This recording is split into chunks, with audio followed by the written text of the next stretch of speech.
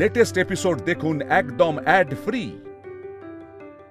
তুমি নির্দোষ প্রমাণিত হয়েছো, বাড়িতে ফিরেছো, আমাদের মাথা থেকে একটা বিরাট বড় বোঝা নেমে গেল। একদম ঠিক বলেছে আদিত্যদা, ঝড়ঝাপটা সব কেটে গেছে। এবার গান বাজনা নিয়ে কিন্তু চিন্তা করতে হবে। কলকাতার মিউজিকের সহজ সম্মেলন আসছে তো। আচ্ছা, আমার দুই দাদা বৌদি সেখানে যোগ দিতে পারে না? হ্যাঁ শোনো আহিতা, তোমরা এই শরৎ সঙ্গীত সম্মেলনে যোগ দেবে। আরে আমি ফর্ম আনার ব্যবস্থা করছি। ওখানে এবার ওরা যুগলবন্দি থিম রেখেছে এবং কাপল হিসেবে যোগ দিতে হবে, তাই না জেঠুমণি? রঞ্জা বরং আলাদাভাবে যোগ দিক গুরুজির মেয়ে হিসেবে। আমি ঠিক পারবো না। কেন মল্লার? রেওয়াজ শুরু করো, দুজনে মিলে বসো, রেওয়াজ করো। আর একটা না একটা সময় তো শুরু করতেই হবে আবার, তাই না? অর্গানাইজারদের সঙ্গে আমি কথা বলে নিচ্ছি, আর বাকি কথাগুলো আহির বলে নেবে। যাই হোক, আমি আজ আসি। মানে এই খবরটা বাড়িতেও তো গিয়ে দিতে হবে। রঞ্জা, আসছি রে রঞ্জা। ভালো থাক। ও পিলু, বলছি সবার মুখের অবস্থা দেখ, মল্লারকে দেখ কেমন মিয়ে গেছে। বলছি একটু গান গেয়ে সবাইকে একটু জাগিয়ে তোল। হ্যাঁ গুরুজি, আমি এক্ষুনি হইচই শুরু করছি। সবাইকে নাচ গান করে একদম চাঙ্গা করে দেবো, দেখুন না। এসো এসো সবাই এসো। রঞ্জা তাড়াতাড়ি এসো।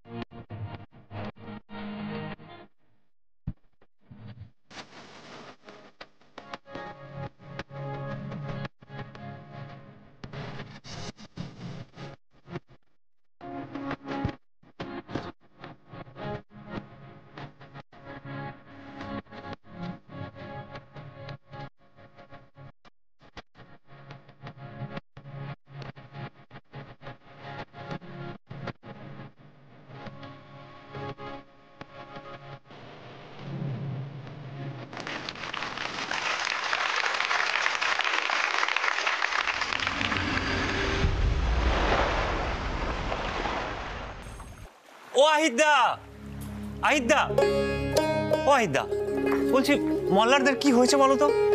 বারবার বলছে যে শরৎ সঙ্গীত সম্মেলনে নাকি যোগ দেবে না। হ্যাঁ, ভয় পাচ্ছে মনে হয়। দাদা ভাই, তুমি একটু কথা বলো না।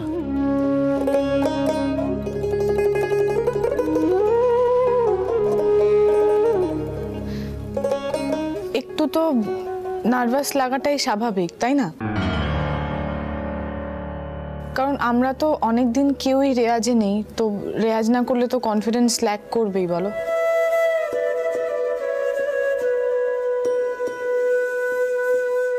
আরে বাবা, রেওয়াজে তো বসতে হবে না আত্মবিশ্বাসটা পেতে গেলে।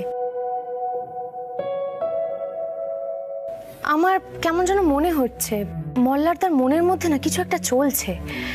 আমি বলছি ওস্তাদজিকেই কথা বলতে হবে। কি ব্যাপার বলো তো?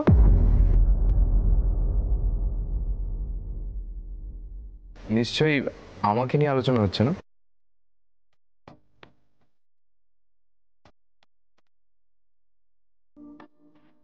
আমাকে ছাড়া কি আর অন্য কোনো টপিক নেই? মল্লারদা, তুমি সমানে সঙ্গীত সম্মেলনে যোগ দেবো না এরকম কেন বলছো বলো তো? তুমি তো ভয় পেয়ে পিছিয়ে যাওয়ার মতো মানুষ নও।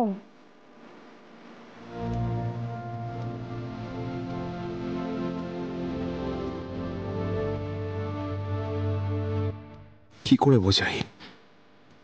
আমার মিথ্যে বদনামটা চতুর্দিকে ছড়িয়ে পড়ছে। কাগজে, সোশ্যাল মিডিয়াতে অনেক জায়গায় আমার আর রঞ্জার সম্পর্ক নিয়ে চর্চা হচ্ছে। রঞ্জা গুরুজির মেয়ে, তার পাশে আমি দাঁড়িয়ে গান করলে শুধু শুধু বাজে প্রশ্ন শুনতে হতে পারে জার্নালিস্টদের কাছ থেকে। কি গো, মুখটা এরকম বন্ধ করে রেখেছো কেন? কি ভাবছো? এত কিছু বলো। দাদা, দাদা ভাই তো আছে তোমাকে সাহায্য করার জন্য। আর তাছাড়া এখন তো আর আগের মতন তোমাদের মধ্যে রেশারেশি নেই। একদম ভুল। আমরা গানের জগতে এখনো কম্পিটিটর। আমরা যেন কোনোদিনও কেউ এক ফোঁটা জমি না ছাড়ে। দলিত রেওয়াজ করতে পারবো না মল্লার, নিজেদেরকে আরো ইমপ্রুভ করতে পারবো না, তাই না? তুমি আমার থেকে অনেক বেটার আহির। না না মল্লার, সবটাই প্রমাণ সাপেক্ষ। আচ্ছা শোনো, তোমার আর রঞ্জার নামটা আমি কিন্তু পাঠিয়ে দিয়েছি, ঠিক আছে? না, এখন কিন্তু আমি কোনো আপত্তি টাপত্তি কিছু শুনবো না। স্টেজে উঠে তোমাদের কিন্তু প্রমাণ করতে হবে যে তোমরা কত ভালো পারফর্ম করতে পারো।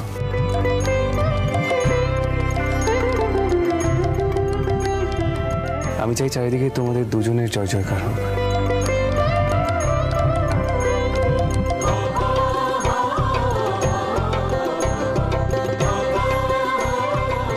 আর এবার না আমি আমার ভাইয়ের জন্য সত্যি গর্ববোধ করতে চাই।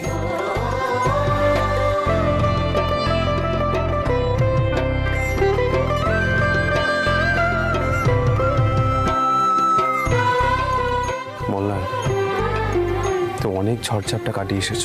তোমার আর রঞ্জার জীবনে নতুন দিন আসতে চলেছে।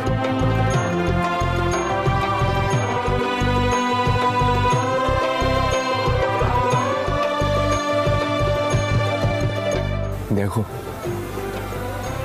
কি হয়।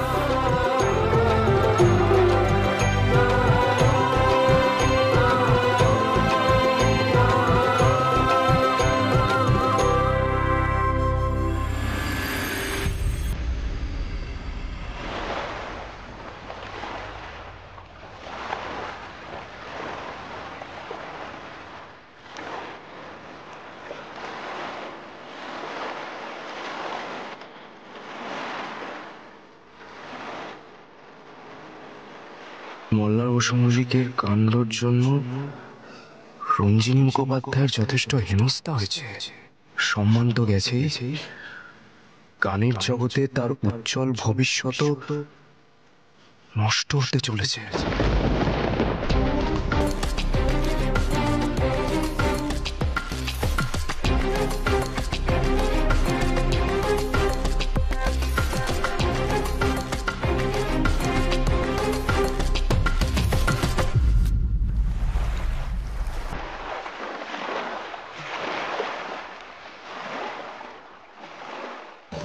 কফি।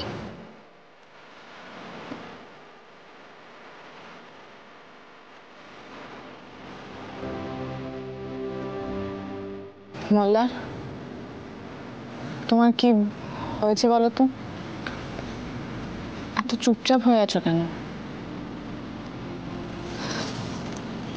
দেখো, আমি বুঝতে পারছি তুমি এখনো অস্থির হয়ে আছো, কিন্তু এবার তো আস্তে আস্তে নিজেকে বোঝাতে হবে, তাই না? মল্লার, কি ভাবছো এত? রঞ্জা, তুমি সোশ্যাল মিডিয়া, খবরের কাগজ, টেলিভিশন সব দেখেছো? না, আর আমার মাথা তো সেসব ছিল না। আমিও যথেষ্ট মানসিক চাপে ছিলাম। কেউ তোমাকে কিছু জানায়ও নি? রায়ের তো কাজের জায়গা এটা, ও জানে না এটা তো হতে পারে না। আরে আশ্চর্য তো, কি জানাবে?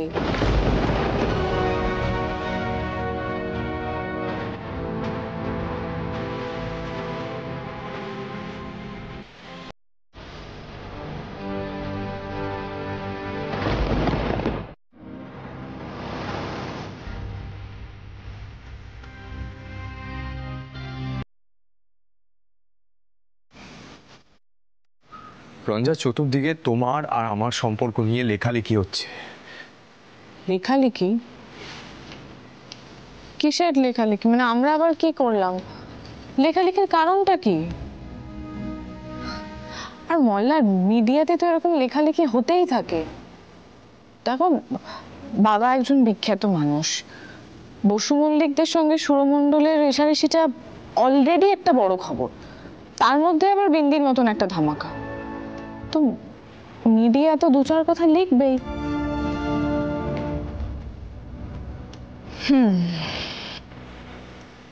বুঝতে পেরেছি, তুমি এইসব নিয়ে ভাবছো আর আপসেট হয়ে আছো, তাই তো?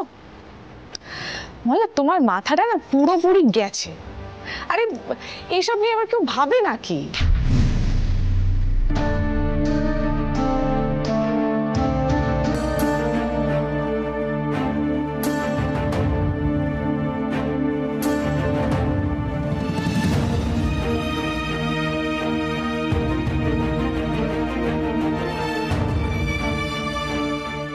কি ব্যাপার বলো তো? তোমাদের সবার মুখগুলো এরকম শুকিয়ে আছে কেন? কেউ খারাপ খবরটা দিতে পারছে না, তাই মুখটা শুকনো লাগছে। আরে বাবা, কিসের খারাপ খবর? কি হয়েছে? আহির, প্লিজ একটু বলবে? আমি গুরুজিকে আসতে বলেছি। না না, এভাবে কাউকে আটকানো যায় নাকি? আরে মানেটা কি? কে কাকে আটকাচ্ছে? বৌদি, দাদাকে ওরা শরৎ সঙ্গীত সম্মেলনে গাইতে দেবেন না।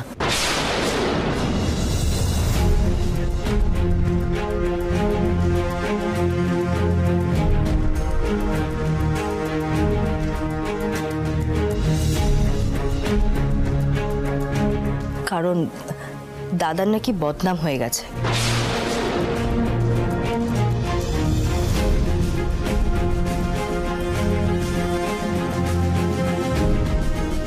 কিন্তু দাদা তো নির্দোষ, আর সেটা তো প্রমাণিত। লোকে সেটা মানবে? মানবে না কেন? আশ্চর্য তো। আরে বাবা, আমি আগেই চেক করে নিয়েছি সঙ্গীত সম্মেলনে যোগ দেওয়ার নিয়ম কানুন।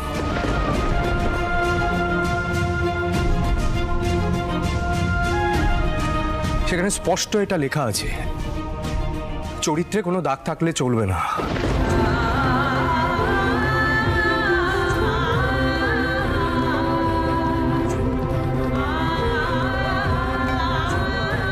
অলরেডি আমার উপর একটা খুনের অভিযোগ উঠেছিল, আমার জেল কাস্টাডি হয়েছিল।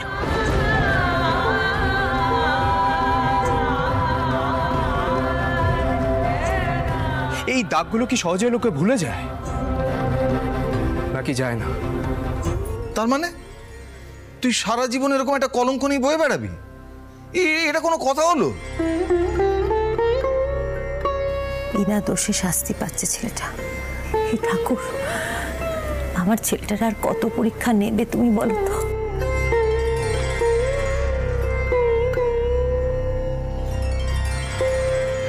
আহির, আদিত্যদাকে একবার বলেছো অর্গানাইজারদের সাথে কথা বলতে? সৈনী, এই উদ্যোক্তারা অদ্ভুত মানসিকতার মানুষ, জানিস। এদের নিয়ম কানুনে যা যা লেখা রয়েছে তার বাইরে এরা যাবে না। মানে কি কথা বলি বলতো? না না গুরুজি, সঙ্গীত সম্মেলনে তো মানুষজন গান শুনতে আসবে, এবার কে কার ব্যক্তিগত জীবনে কি করলো সেটা কেন বড় হয়ে উঠবে? ওদের যুক্তি, এই সঙ্গীত সম্মেলনে তারাই যোগ দেবেন যারা সমাজে একটি বিশিষ্ট নাম। লোকে তাদের অন্য চোখে দেখে, একটা ভাবমূর্তি আছে। কি বলি বলতো?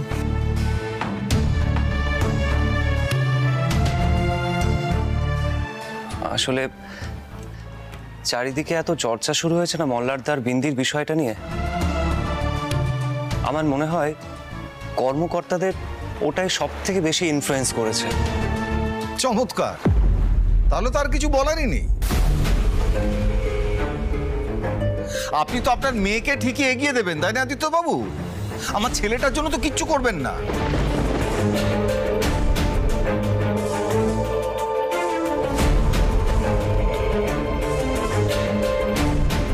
আপনি ভুল ভাবছেন সুকুমার বাবু। আমি রঞ্জার জন্য কারুর সাথে কোনো কথা বলিনি। একক উপস্থাপনা বিভাগে রঞ্জা নিজের যোগ্যতায় সেতার বাজানোর সুযোগ পেয়েছে, তবে যুগলবন্দি বিভাগেও রঞ্জা সেতার বাজাতে পারবে না।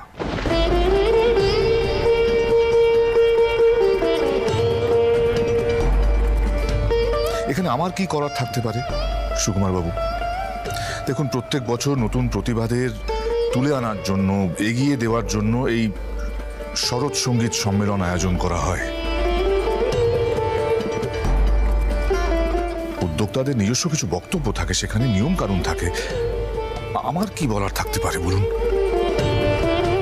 ঠাকুরপো, মল্লার যদি এই সম্মেলনে সুযোগ নাও পায়, অন্য সম্মেলনেও ঠিক গাইতে পারবে।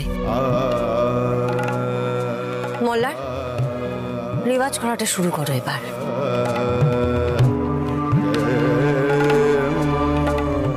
বৌদি, এসব কথা বলা না খুব সহজ। একটা ছেলে দেখতে পাচ্ছে বিনা দোষে সে আস্তে আস্তে একঘরে হয়ে যাচ্ছে, আর তার স্ত্রী তরতর করে এগিয়ে যাচ্ছে।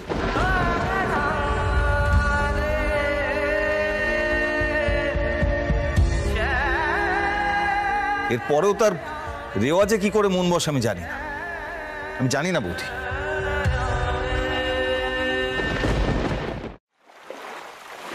বাবা, তুমি জানিয়ে দাও শরৎ সঙ্গীত সম্মেলনে আমিও যোগ দেব না।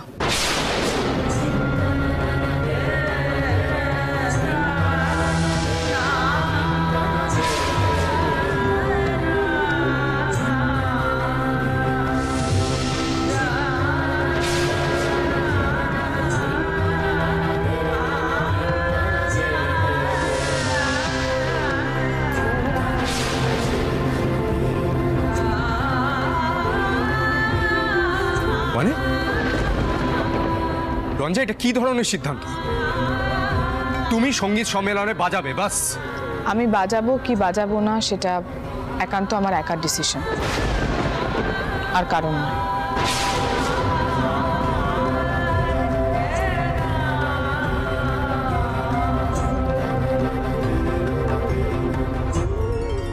বাবা, আমি যেটা বললাম সেটা করো প্লিজ, প্লিজ। রোজা, রোজা কি করছো কি তুমি? আরে তোমরা সকল লোককে বোঝাও, এটা একটা বড় সুযোগ তো। তোমার কি মনে হয় মল্লারদা, রঞ্জাকে কি বোঝানো যাবে? একদম যাবে না। আর তাছাড়া বৌদি ওখানে গিয়ে মন খুলে বাজাতে পারবে নাকি? বৌদির খারাপ লাগবে না? লাগাটাই তো স্বাভাবিক।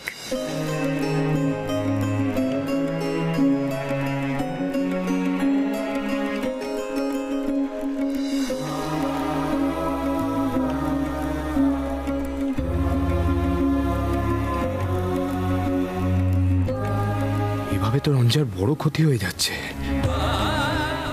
অন্যান্য জায়গা থেকেও যদি আমায় সরিয়ে দেয় তাহলে তো রঞ্জা কোথাও গিয়ে বাজাবে না। না না না, এ হতে দেওয়া যায় না, কিছুতেই না।